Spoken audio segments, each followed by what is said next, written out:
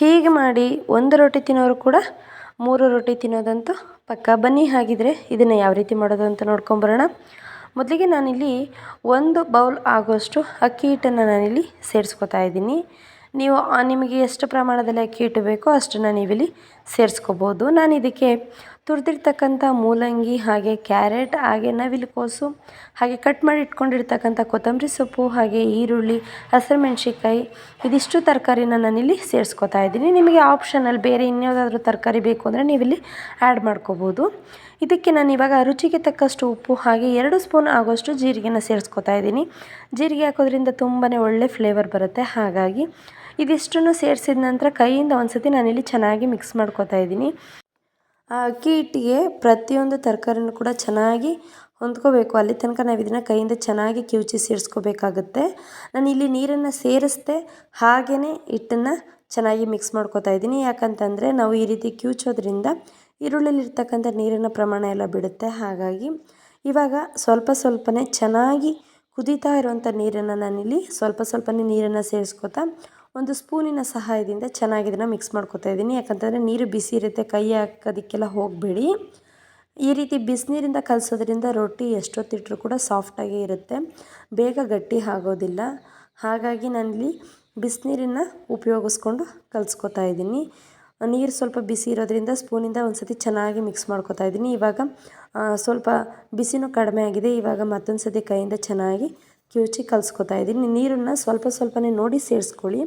ಒಂದೇ ಸತಿ ಸೇರಿಸೋದ್ರಿಂದ ತೆಳುವಾಗಿಬಿಡುತ್ತೆ, ಆಗ ರೊಟ್ಟಿ ತಟ್ಟೋದಕ್ಕೆ ತುಂಬಾ ಕಷ್ಟ ಆಗುತ್ತೆ. ಹಾಗಾಗಿ ನೋಡಿದ್ರಲ್ವ, ಈ ಕನ್ಸಿಸ್ಟೆನ್ಸಿಲಿ ಕಲಿಸಿದ್ರೆ ಸಾಕಾಗುತ್ತೆ.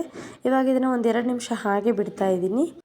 ಅತಿ ಹೆಚ್ಚು ತರಕಾರಿಗಳನ್ನ ಸೇವಿಸೋದ್ರಿಂದ ನಮ್ಮ ಆರೋಗ್ಯಕ್ಕೂ ಕೂಡ ಒಳ್ಳೆಯದು. ಹಾಗೆ ಮಕ್ಕಳಿಗೆ ಈ ಸಾಂಬಾರು, ಪಲ್ಯ ಈ ರೀತಿ ಎಲ್ಲ ಮಾಡಿಕೊಟ್ರೆ ಇಷ್ಟ ಆಗೋದಿಲ್ಲ, ತೆಗೆದು ಇಡೋದಂತೂ ಸರ್ವೇ ಸಾಮಾನ್ಯ ಅಲ್ವಾ. ಹಾಗಾಗಿ ಈ ರೀತಿ ರೊಟ್ಟಿ ಅಥವಾ ಚಪಾತಿಗೆ ಮಿಕ್ಸ್ ಮಾಡಿ ಕೊಡಿ, ತುಂಬಾ ಇಷ್ಟಪಟ್ಟು ತಿಂತಾರೆ. ಹಾಗೆ ಟೇಸ್ಟು ಕೂಡ ತುಂಬ ಚೆನ್ನಾಗಿರುತ್ತೆ. ನಾನಿವಾಗ ಇದನ್ನು ತಟ್ಟೋದಕ್ಕೆ ಒಂದು ಕಾಟನ್ ಬಟ್ಟೆನ ತೊಗೊಂಡಿದ್ದೀನಿ. ನಾನಿಲ್ಲಿ ಒಂದು ವೈಟ್ ಕಾಟನ್ ಬಟ್ಟೆಯಿಂದ ನಾನು ರೊಟ್ಟಿನ ತಟ್ಕೋತಾ ಇದ್ದೀನಿ. ಇದನ್ನು ನೀವು ಬೇಕಿದ್ರೆ ಬಾಳೆ ಎಲೆ ಮೇಲೆ ಕೂಡ ತಟ್ಕೋಬೋದು. ಆದರೆ ನನಗೆ ಬಟ್ಟೆ ಮೇಲೆ ತಟ್ಟೋದೇ ತುಂಬ ಕಂಫರ್ಟ್ ಅಂತ ಅನಿಸುತ್ತೆ. ಹಾಗಾಗಿ ನಮಗೆ ರೊಟ್ಟಿ ಯಾವ ಸೈಜಿಗೆ ಬೇಕು ಅಷ್ಟು ಹಿಟ್ಟನ್ನು ತೊಗೊಂಡು ನಾವಿಲ್ಲಿ ಇದನ್ನು ನಿಧಾನವಾಗಿ ತಟ್ಕೋತಾ ಹೋಗ್ಬೋದು. ಎಲ್ಲೂ ಕೂಡ ಸ್ವಲ್ಪನೂ ಕಿತ್ತೋಗೋದಿಲ್ಲ. ನೋಡ್ತಾ ಇದ್ದೀರಲ್ವ, ಕೈನ ಸ್ವಲ್ಪನೇ ಒದ್ದೆ ಮಾಡ್ಕೋತಾ ನಾವು ಈ ರೀತಿ ಎಷ್ಟು ತೆಳುವಾಗಿ ಬೇಕು ನಮಗೆ ಅಷ್ಟು ತೆಳುವಾಗಿ ನಾವಿಲ್ಲಿ ರೊಟ್ಟಿನ ತಟ್ಕೋತಾ ಹೋಗ್ಬೋದು. ನೋಡ್ತಾ ಇದ್ದೀರಲ್ವ ಯಾವ ರೀತಿ ತಟ್ತಾ ಇದ್ದೀನಿ ಅಂತ. ತುಂಬಾ ಚೆನ್ನಾಗಿರುತ್ತೆ. ರೊಟ್ಟಿ ತಟ್ಟಿ ರೆಡಿ ಆಗೋ ಅಷ್ಟರಲ್ಲಿ ಮತ್ತೊಂದು ಕಡೆ ಹೆಂಚನ್ನು ಕೂಡ ಕಾಯ್ಲಿಕ್ಕೆ ಇಟ್ಟಿದೆ. ಇವಾಗ ಹೆಂಚು ಕೂಡ ಚೆನ್ನಾಗಿ ಕಾದಿದೆ. ಹೆಂಚಿಗೆ ಸ್ವಲ್ಪ ಎಣ್ಣೆನ ಸೇರಿಸ್ಕೊಂಡು ನಾವು ಮೊದಲಿಗೆ ತಟ್ಟಿ ರೆಡಿ ಮಾಡಿ ಇಟ್ಕೊಂಡಿರ್ತಕ್ಕಂಥ ರೊಟ್ಟಿನ ಈ ರೀತಿ ಹಾಕ್ಕೊಂಡು ಮೇಲೆ ಸ್ವಲ್ಪ ಕೈನ ಒದ್ದೆ ಮಾಡಿಕೊಂಡು ಈ ರೀತಿ ಸ್ವಲ್ಪ ಪ್ರೆಸ್ ಮಾಡಿದ್ರೆ ಸಾಕಾಗುತ್ತೆ. ಇವಾಗ ರೊಟ್ಟಿ ಮೇಲ್ಗಡೆ ನೀವು ಎಣ್ಣೆ, ತುಪ್ಪ ಏನು ಬೇಕಾದರೂ ಸೇರಿಸ್ಕೋಬೋದು. ನಾನಿಲ್ಲಿ ಎಣ್ಣೆನ ಉಪಯೋಗಿಸ್ತಾ ಇದ್ದೀನಿ. ನೋಡ್ತಾ ಇದ್ದೀರಲ್ವ, ಎಲ್ಲೂ ಕೂಡ ಸ್ವಲ್ಪನೂ ಕೂಡ ರೊಟ್ಟಿ ಮುರಿದೋಗ್ತಾ ಇಲ್ಲ, ತುಂಬಾ ಚೆನ್ನಾಗಿ ಬರ್ತಾ ಇದೆ. ಈ ರೀತಿ 2 ಕಡೆ ಮೀಡಿಯಮ್ ಫ್ಲೇಮ್ ಇಟ್ಕೊಂಡು ಬೇಯಿಸ್ಕೊಂಡ್ರೆ ತುಂಬಾ ಟೇಸ್ಟಿಯಾಗಿರ್ತಕ್ಕಂಥ ರೊಟ್ಟಿ ರೆಡಿ ಆಗುತ್ತೆ. ಮತ್ತೊಂದನ್ನು ಕೂಡ ನಾನಿಲ್ಲಿ ಮಾಡಿ ನಿಮಗೆ ತೋರಿಸ್ತಾ ಇದ್ದೀನಿ. ನೋಡ್ತಾ ಇದ್ದೀರಲ್ವ, ಸ್ವಲ್ಪನೂ ಕೂಡ ಅದು ಹೆಂಚಿಗೆ ಕಚ್ಕೋತಾ ಇಲ್ಲ, ತುಂಬಾ ಚೆನ್ನಾಗಿ ಬರ್ತಾ ಇದೆ.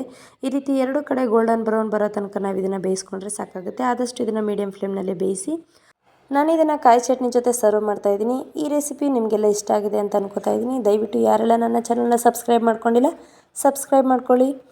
Thank you for watching.